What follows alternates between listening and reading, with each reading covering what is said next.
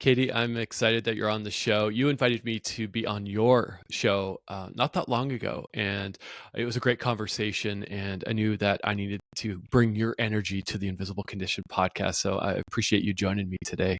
Yeah, I'm so excited to be here. I absolutely loved the conversation that we had for my show. I was listening back to it the other day to do some editing notes, and I was like giggling to myself as I listened to it. So I'm really excited to talk to you again.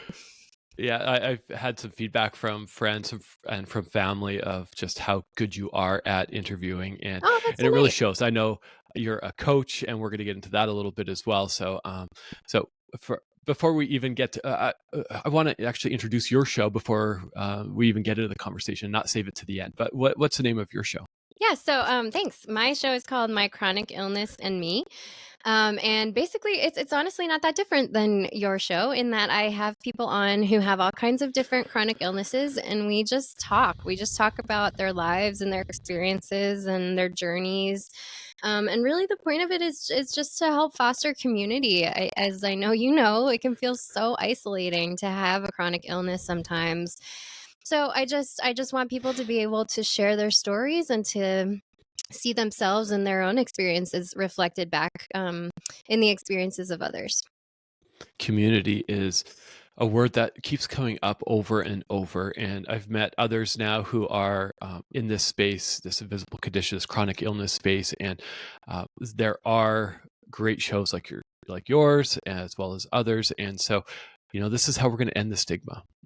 Is we are going to continue to tell stories. And I was asking my 7-year-old daughter, we were talking a little bit about invisible condition, and she inserted a couple eye rolls as I was asking her way too many questions for her to like. She's like, "Come on, Dad, I just want to color." But we got to a point where she said, "Dad, we just need to talk about this stuff more. That's It's how we're so going to help true. people." And so if somebody's listening and that's all they take away from this episode, you're going to take away more.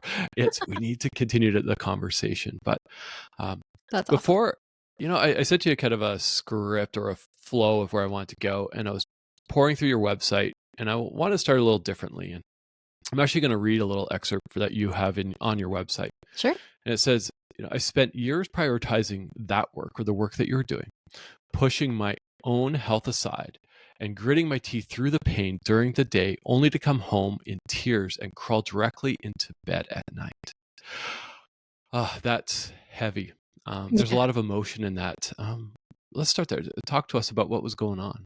Yeah. So I first started being in a lot of pain all the time when I was a teenager. And when I was 17, I went to the gynecologist and they said, "Oh, you might have this thing called endometriosis, but don't worry about it. We'll put you on the birth control pill." And they kind of just like sent me on my way without really explaining what that was or what to expect from it. Um, so, I just kind of did. I just went about, went on my way and went about my life. And then in my mid 20s, I started to just be in a lot more pain all the time. And it basically progressed. It just kept getting worse and worse and worse for, I don't know, 5 to 7 years. And I would, on the website, I say I pushed my pain down. I did and I didn't. Like, I would go to the doctor. I went to dozens of doctors. I went to GI doctors. I had multiple colonoscopies before I was like 24. I saw pain specialists and allergy specialists and naturopaths and nutritionists and et cetera, et cetera, et cetera. And I always kind of said, this one doctor when I was 17 said the word endometriosis. Could my pain, could my stomach problems, could my back pain, could my headaches, could my like deep pelvic pain be related? And every doctor, would take tests, would do scans, MRIs, ultrasounds, and they would see nothing, and they would say, yeah, no, no, it's probably not it. And if it is, it's not worth it because you have to get surgery to get a diagnosis.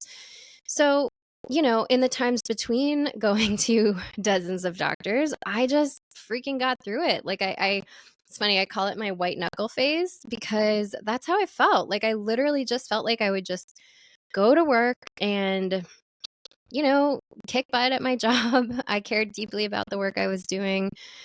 But yeah, over time, it just got so bad that I would come home and I would cry, or I would cry in the shower before I got dressed in the morning. Um, and I just reached a point where I couldn't do it anymore.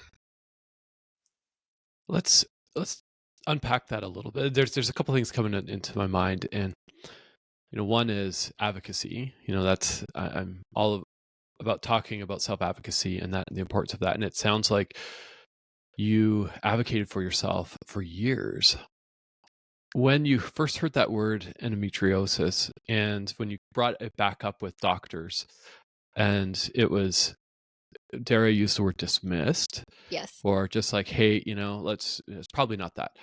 How did that make you feel? You're going through this for years. Yeah, it almost, I mean, it feels really gaslighting.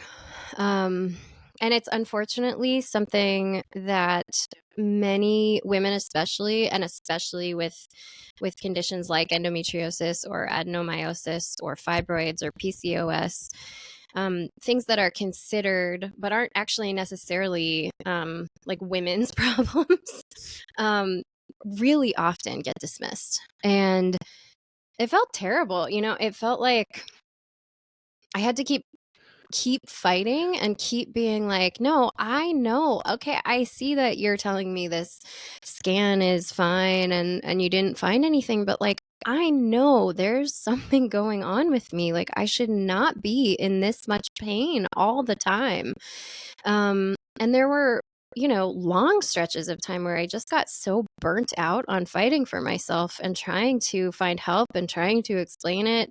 You go to a new doctor and you have to tell them the whole story all over again. You have to take all your records. It's so energy draining. And I would get burnt out on that for a while, and I would kind of eschew going to any doctors for a minute, and then I would be in total pain. So I would try again. It was terrible. I mean, truly, truly just felt like, I know there's something. And, it turns out that I was right that whole time.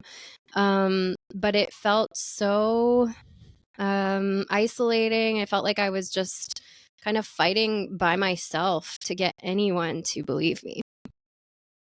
And somebody finally believed you. And what was that like for you? Well, it's actually really funny because they did and then they didn't. So so the reason I sort of shifted my whole life eventually is because I found a surgeon. So endometriosis is not curable, but you can get a surgery where it's called excision surgery, which is like the gold standard of care, where you can get a laparoscopic procedure where they move around all your organs. It's fun. People think it's like, oh, it's just a laparoscopic, like minor surgery. Like, no, they literally move all of your organs around and look everywhere. And if they're good at what they do, take out all the endometriosis lesions they find. And then, you can hopefully live after that for several years with a lot less pain. It's very likely that you'll have to have surgery again, but at least you have a better quality of life for several years. Anyway, so I found a surgeon who is a specialist. And the first meeting I had with him, it was like, oh my God, finally someone is listening to me. Like he just believed me. He was like, "Yeah, I yes, you have endometriosis. Like I can almost guarantee it. Let's, are you interested in talking about medication? No, I've gone through that whole rigmarole. Like I really am ready for surgery. I had done my research up the wazoo. Like I unfortunately know more at this point than most doctors about this disease." Anyway, so he was like, "Okay, great." And he supported my wish to get surgery.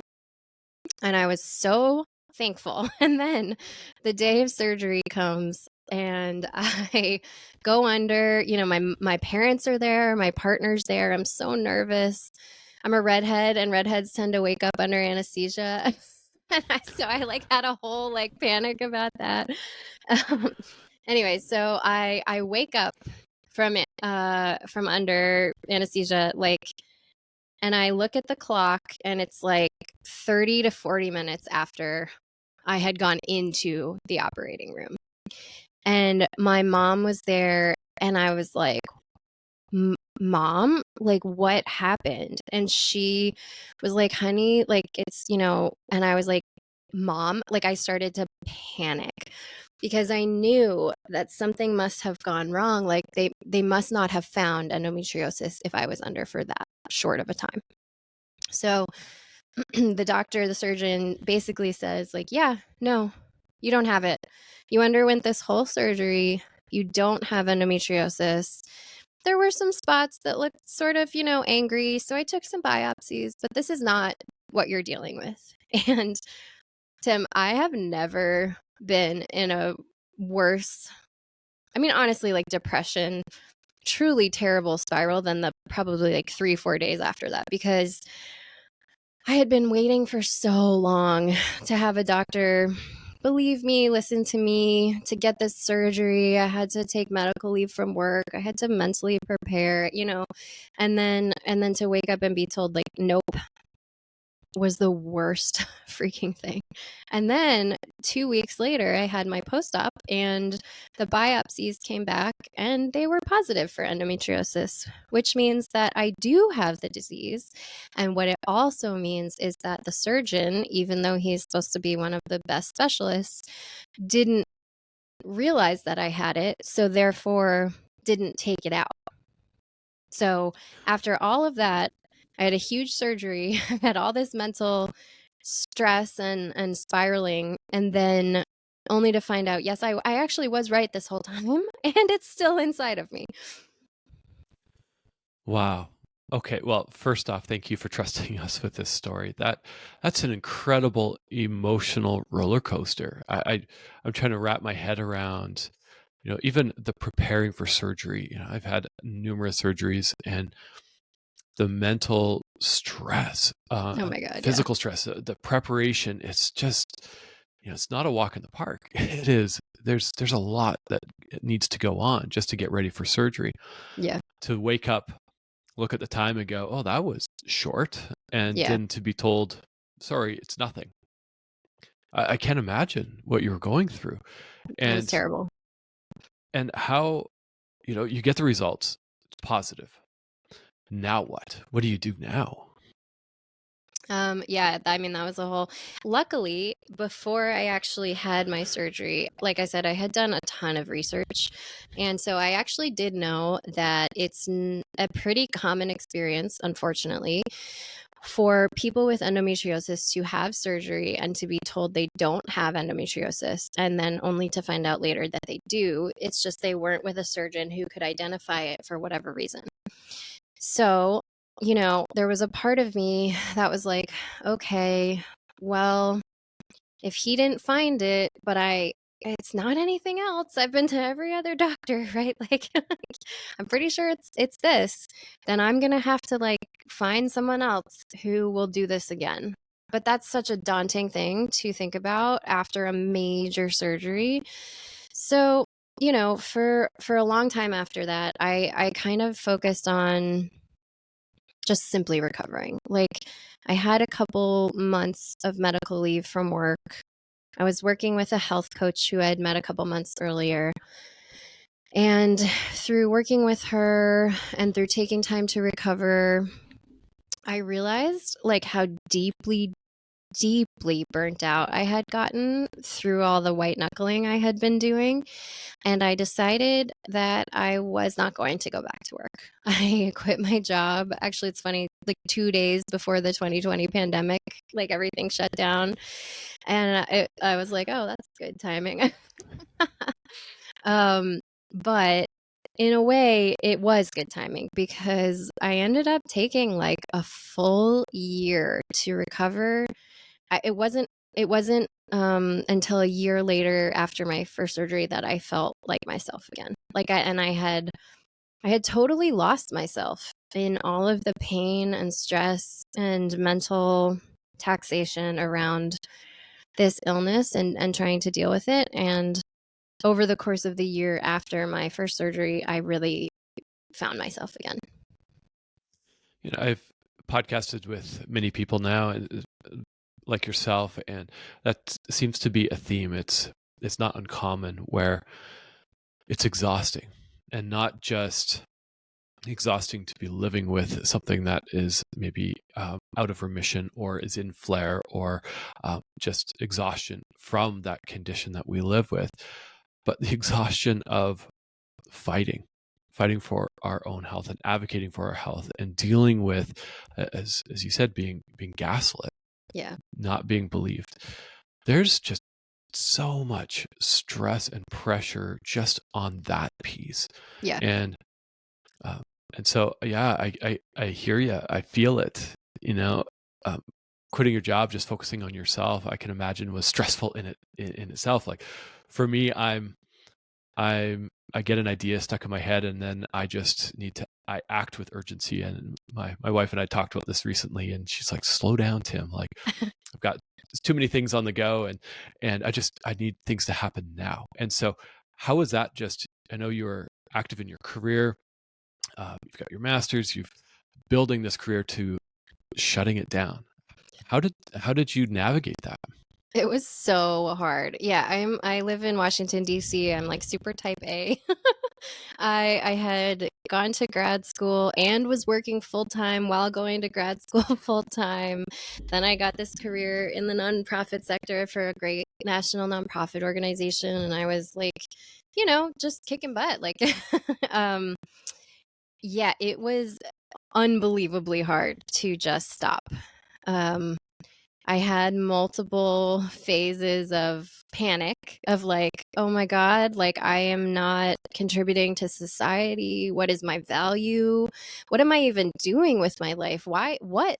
Like just so many moments. And then a while after that, I had kind of a new sense of panic around, okay, well, now what? Like now that I feel recovered, what do I want to do? Like I can't just sit around, or I don't want to just sit around forever. So like do I go back to school? Do I become an architect? Like I would be Googling, career jobs, like just tell me what career I should have at 2 in the morning with like absolute panic in my heart. um and so yeah, it was really hard. The only way I was able to do it truly is because of my health coach, which is why I became a health coach, because she really helped me and sometimes like had to wrangle me to keep slowing down, to keep remembering that what I was doing was actually work, was hard work, and was better for me and was better for everyone around me and everyone in my life, and would end up being better for, society, for what I chose to do next. And I mean, it was hard. We had a whole there's a particular conversation we had earlier on where she had asked me like what success meant to me. And, to me, I was like, oh, well, it means, progressing in my career, getting promoted, being recognized as good at all these things. And she asked me, is it possible that success could mean being a good partner, being a good friend, being a good daughter, sister? And I just immediately was like, no. What, like, those things are so important to me. They're essentially important to me, but like, that's not success. That's not what that means. And it was such a hard stop.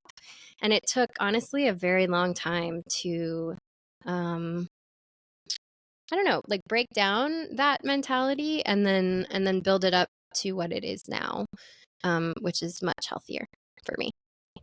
That resonates on every single level.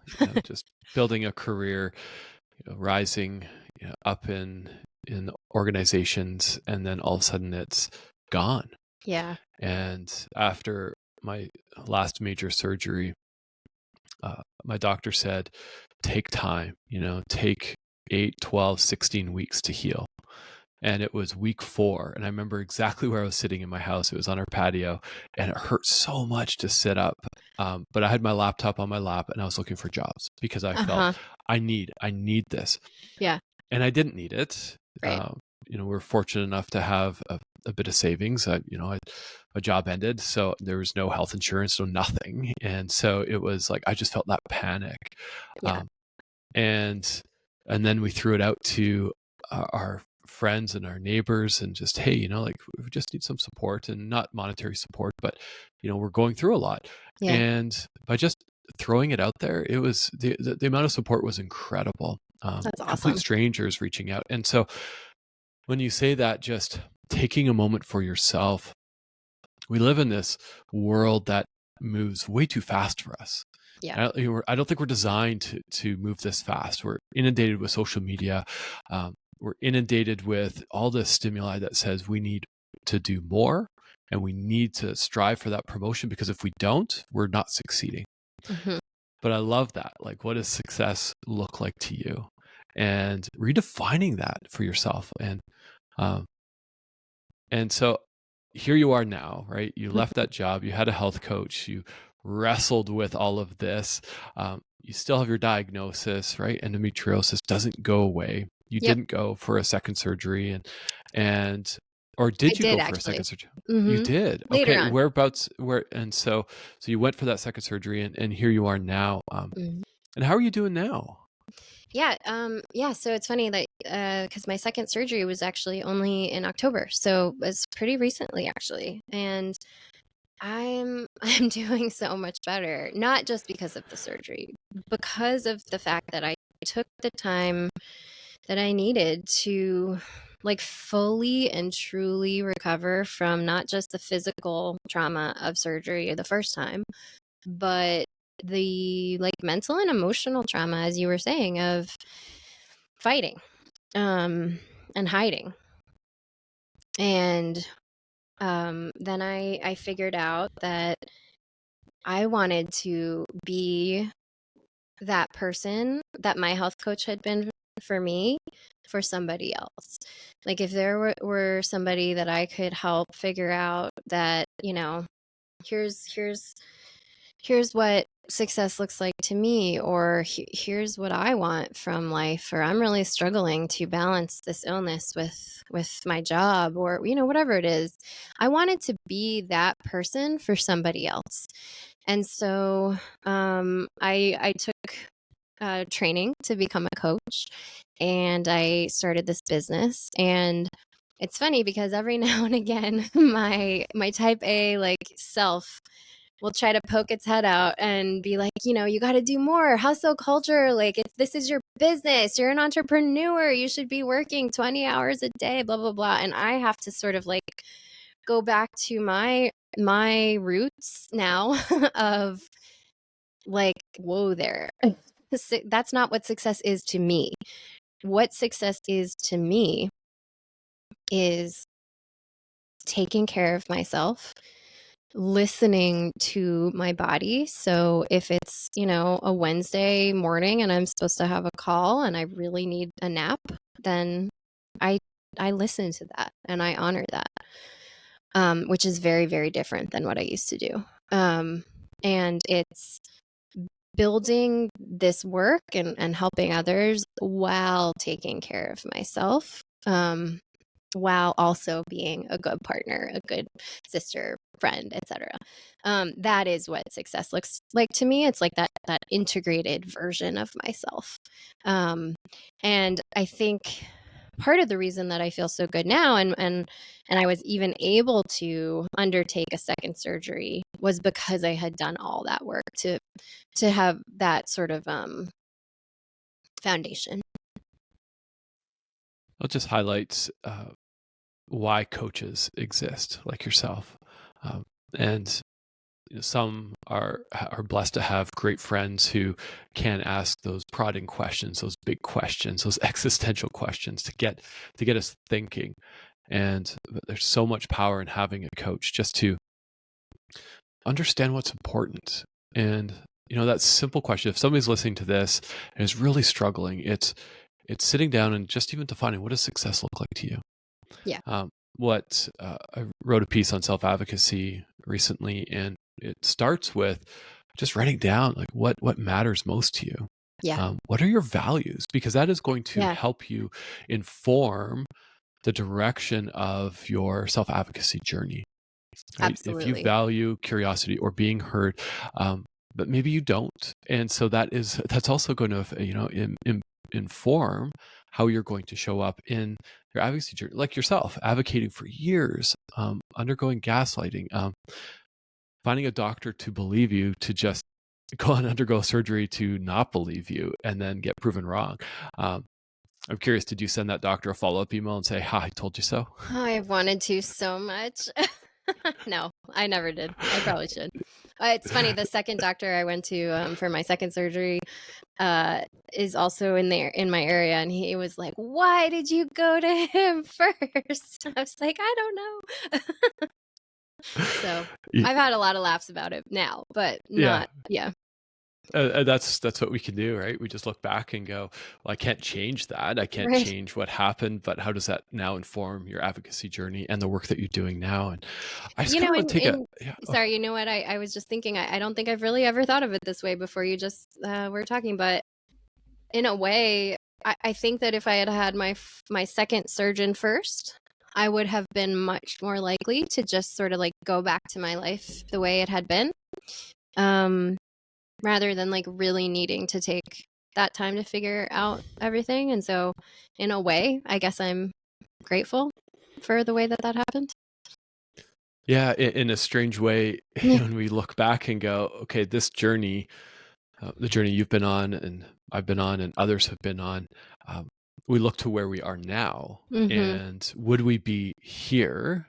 We'd never know, Right. but we can start questioning, like, would I be here? Would you have started your coaching business and your podcast, or would you have gone back to work in the nonprofit and just started working up that ladder of Yeah. position? And for me, wouldn't be here if I wouldn't be here, um, at Invisible Condition, Mm-hmm. unless things happened the way they did. Right. I just I always had an idea of like, hey, I want to do some advocacy work in this space, but never would I no idea about starting a nonprofit and all that Mm-hmm. stuff. And so, um, yeah, grateful is the word that you used, and the conditions we live with, and then being grateful for it. Yeah, And it's it weird, takes right? But it's weird, right? This is the hand we've been dealt, and um, the phrase that keeps coming up in my mind is like, so what now? Okay, mm-hmm. so right, I can't change that I live with a few different things. You Yeah. can't change you live with endometriosis. So what now? Yeah. How are we going to approach? And that's a fun and scary question to wrestle with, isn't it?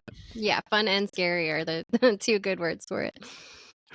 Yeah, I want to go back to endometriosis, and I realized that we hadn't even defined it for our audience, and maybe we'll just go all the way back to defining it, Sure. and then I just have some curiosity questions around the stigma that surrounds endometriosis. Yeah, totally. So, okay. Endometriosis is a disease where cells that are very similar to, but are distinctly different from the cells that line the uterus grow outside of the uterus. It's a funny, like I'm always so particular to say it exactly that way because even doctors often get that wrong. Um, so for example, there's a lot of times where you'll hear from a doctor like, "Oh, you could get a hysterectomy." Like, no, actually, because the definition of endometriosis is that they grow outside of the uterus. So, anyways, that's why I'm very particular about it. It is one of the 20 most painful conditions in the world. It affects 1 in 10, although the statistic is changing, I think, to 1 in 9 women around the world.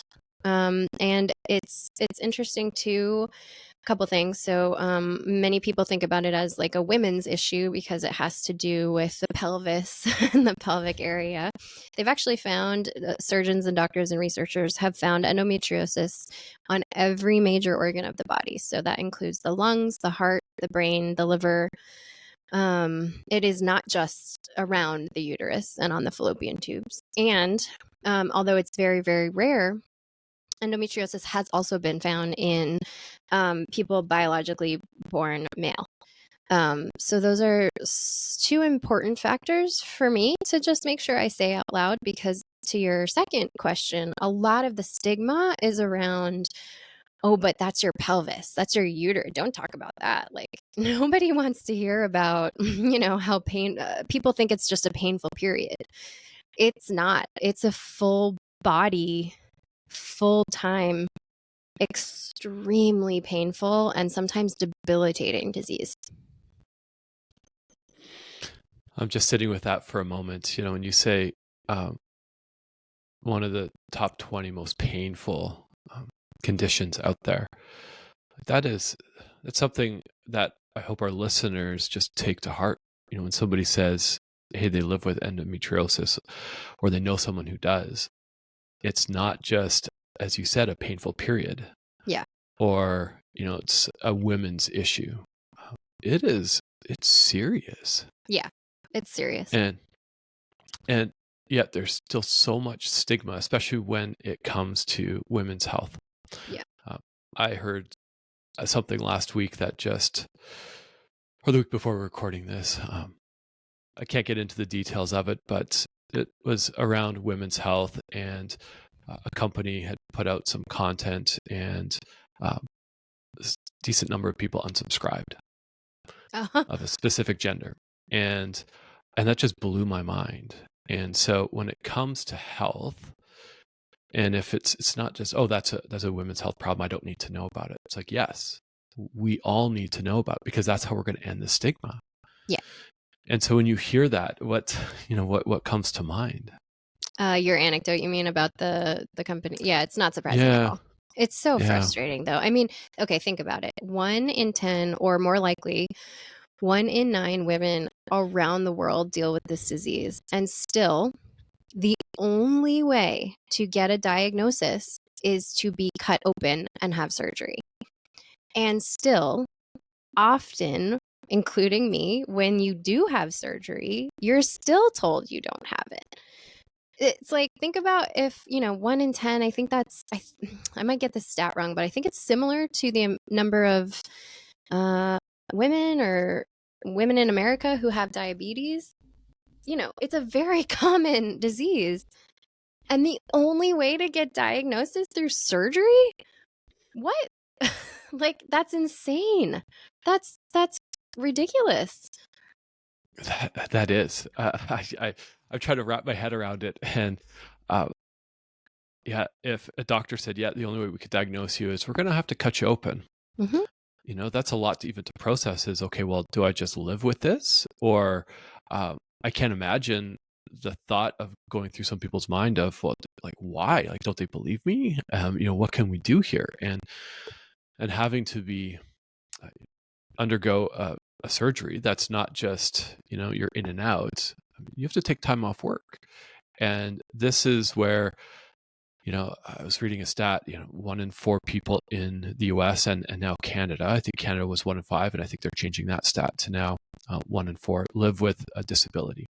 Yeah. And I don't like to say, not every condition is a disability, it's a disease or an illness or whatnot. And so when we look around, if you know more than 4 people, you know someone who's living with something, and maybe they've chosen not to say because of that fear, because of the shame that they maybe have undergone. Maybe that's the shame they feel themselves, or maybe the shame somebody else has imposed on them.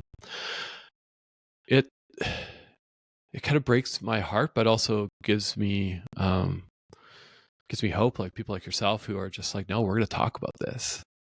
Yeah. Just like my 7-year-old daughter said, hey, we're going to talk about this, and we need to talk about this. We got to talk about it. But there's other ways I think we can end the stigma. I'm curious what comes to your mind.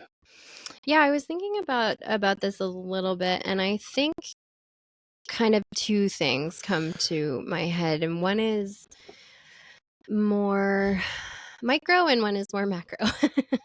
I think part of ending the stigma is for us as people to start talking about chronic illness, invisible conditions as a systemic societal issue.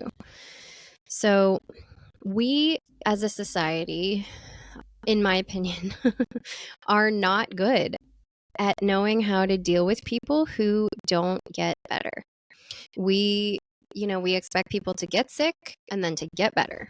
Or we kind of understand, cancer, something like that doesn't necessarily get better, but we really do not know how to handle what do you mean, 5 years later you're still dealing with the same thing? Like, we just are so uncomfortable with that. I think we were talking on my podcast about how there's that, like, oh, are you better yet kind of like question that someone with a chronic illness gets all the time, and how sort of frustrating and tiring it is to kind of explain, like, well, no, not really. Like, it's much more complex than that. So I think starting to talk about this as, like, how do we in our society deal better with knowing and understanding that there are conditions that do not go away, and someone might feel better or worse, might be in remission or in a flare at some time, but that's not the same as, like, the black and white, you're sick then you're better.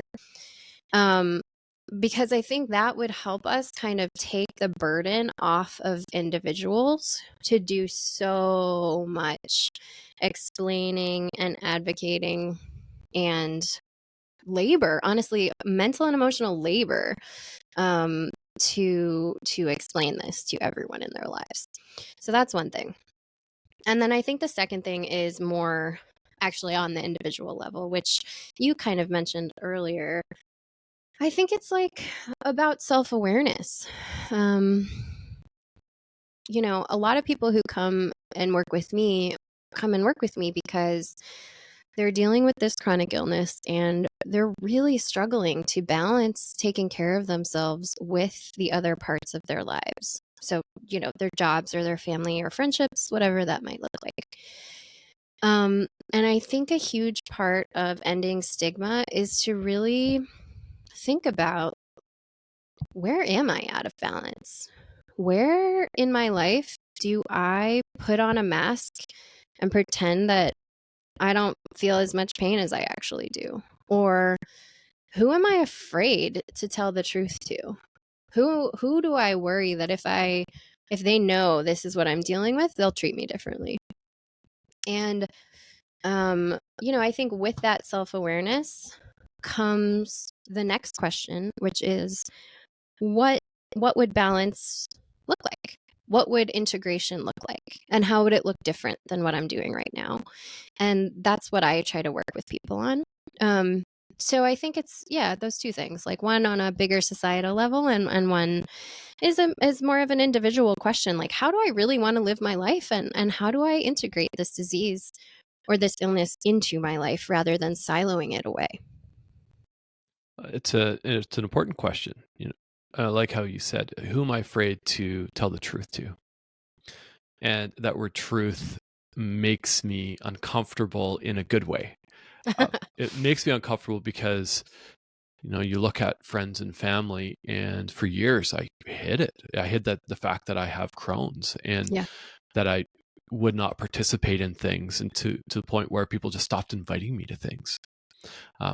Being at the time a new dad, we talked before we hit record about sleepless nights. You've got a puppy, and not that I'm comparing puppy and kids, but it's a lot of not a lot of sleep Yeah. in the first while, and living with a disease that has taken so much. Yeah. You just put on that mask and hide it. It's But funny because I think it seems easier in the moment, and then maybe it often is easier in the moment, but it makes it so much harder in the long run. yeah, my wife has often called me on that and saying, "Hey, why did you not tell them the truth? Like, why did you not tell them that you can't participate, or you can't drink, or you can't eat this, or whatever it is, because of Yeah. this condition?" And honestly, sometimes it's just easier Yeah. easier to say no, no, not tonight, or I can't go Yeah. out tonight. I live with I'm anemic and can't get my iron levels up, and usually by Thursdays I just need to sleep. And trying to explain that to someone who doesn't understand, who has never understood that that feeling of no energy. It's like, oh, I have no energy because I only slept 4 hours last night. It's like, well, I slept 12 and I still have no energy. Yeah. It's a lot of effort, but like you said, Katie, you have to look inside of going, well, what matters? Yeah. If you're struggling with this balance or struggling with this, how do you show up, or how do you live with this condition? It's like, what matters most to you? Yeah. And I think it's also, it's not like you have to one day just decide, okay, the mask is off and everyone can know every single thing. Like, it's a process, and I get it. I went through it myself. I used to hide a lot more than I do now.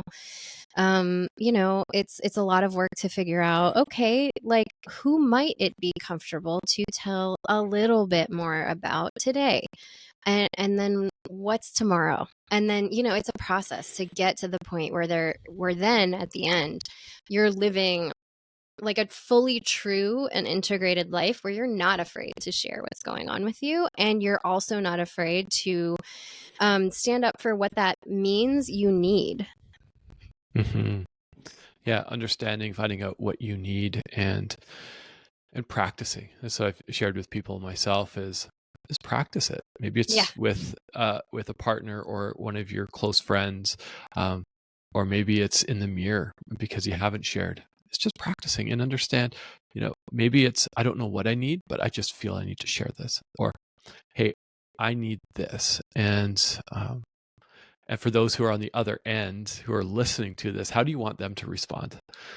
It's funny because I was thinking, like, it's a self-reinforcing cycle in a good way. So, meaning that in my experience, at least, every time I have shared a little more, whether it's with someone I work with or someone I don't know at all, or I love a deep, dear loved one, the response has always 100% of the time been kind and helpful to me.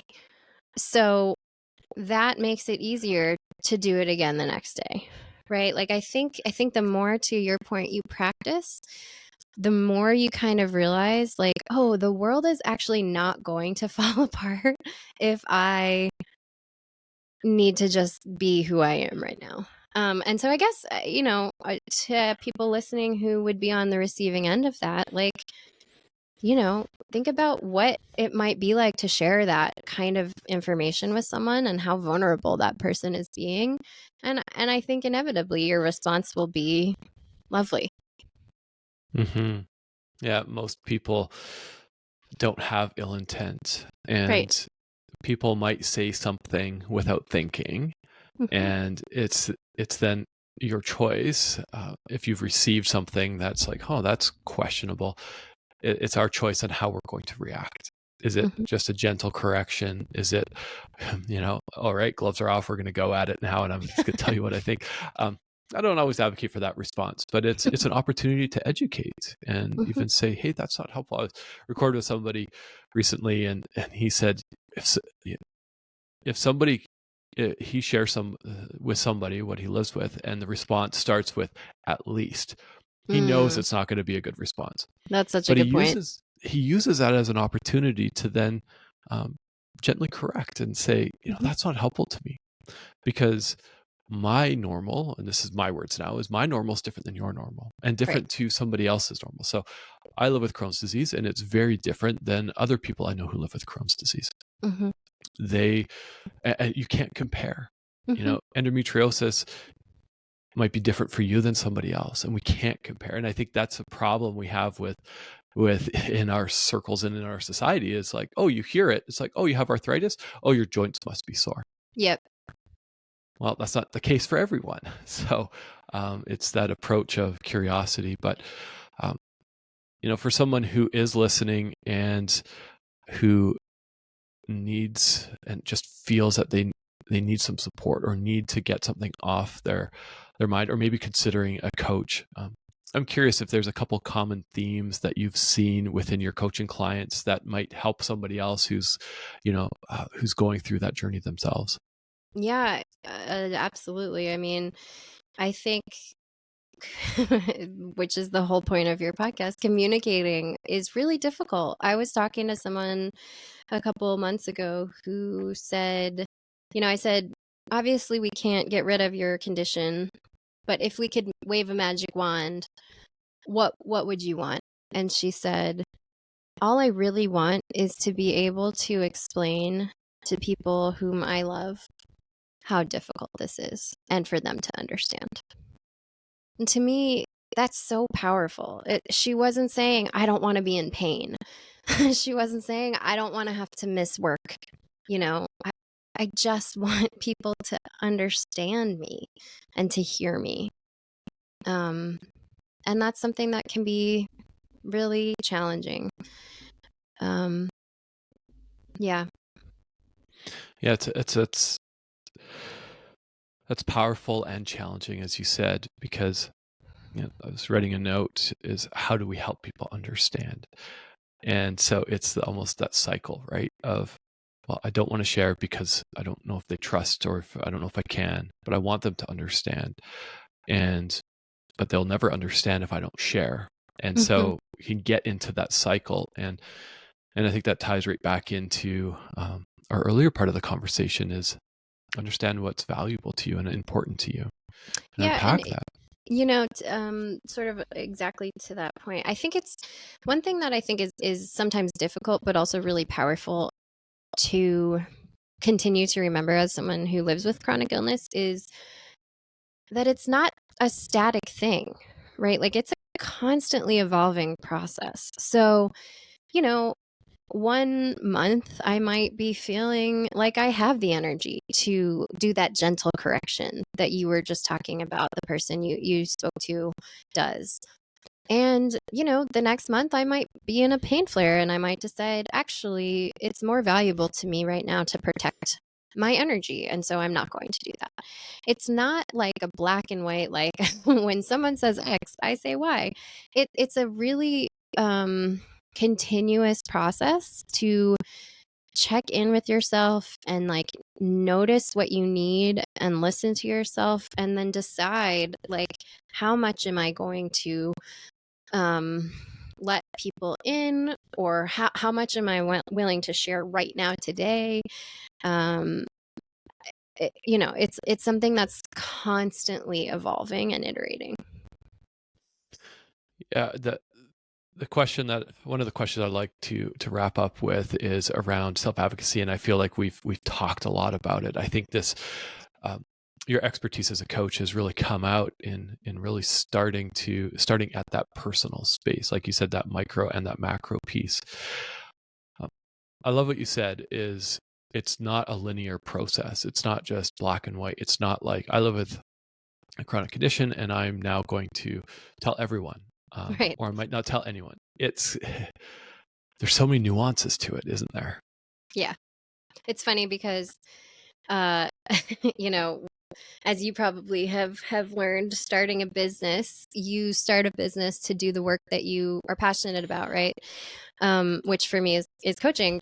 Then there's all the other aspects, like I'm somehow now an accountant and marketing, and the marketing piece I really struggle with, because everybody is always like, well, what's your takeaway? What can people take away when they work with you? Like, what problem are you solving? And I really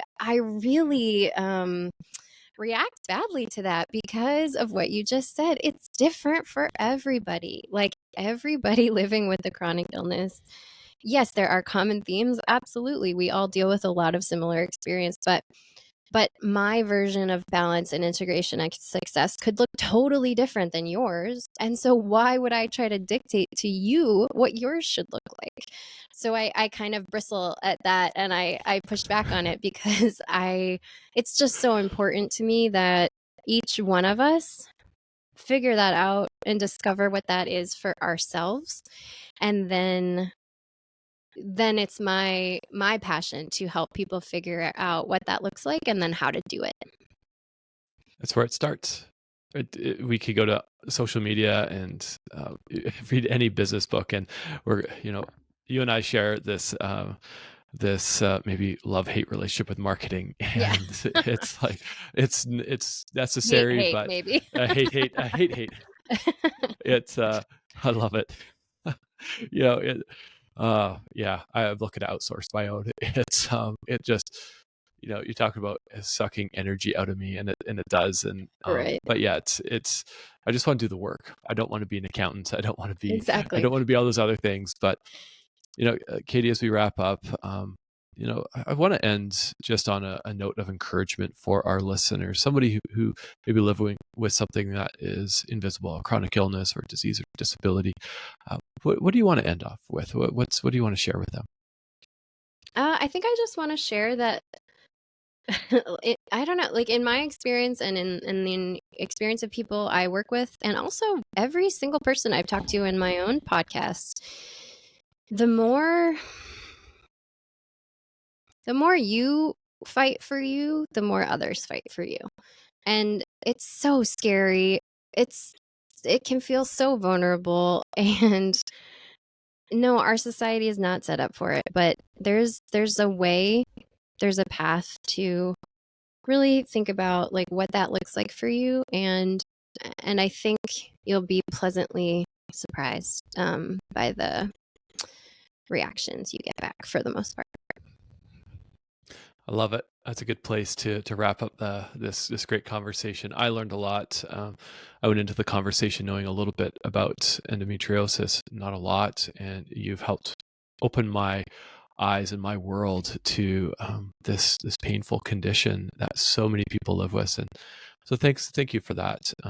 Where can Thank people you. reach you? Yeah. Well, thank you for listening and thank you for letting me share. I really appreciate it. Yeah. So people can listen to my podcast. It's called My Chronic Illness and Me. It's on every major streaming site. And I have an amazing episode with Tim. That's a great starting point. They can also find me on my website. It's reviveandthrivecoach.com, or email me at katie@reviveandthrivecoach.com, or on Instagram, which is Revive and Thrive Coaching. I love it. And for those who are listening, if you're like, "Oh, I missed that," don't worry. Head to the episode page. We'll have all the links there as well on the Invisible Condition website.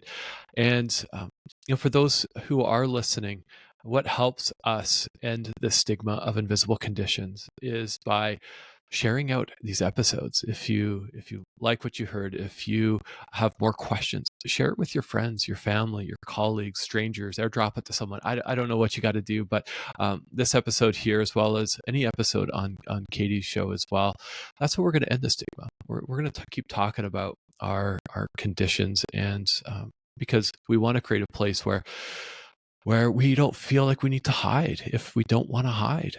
We feel trusted and seen. So the way you could help support Invisible Condition is to subscribe to the newsletter. And if you have the means, consider donating.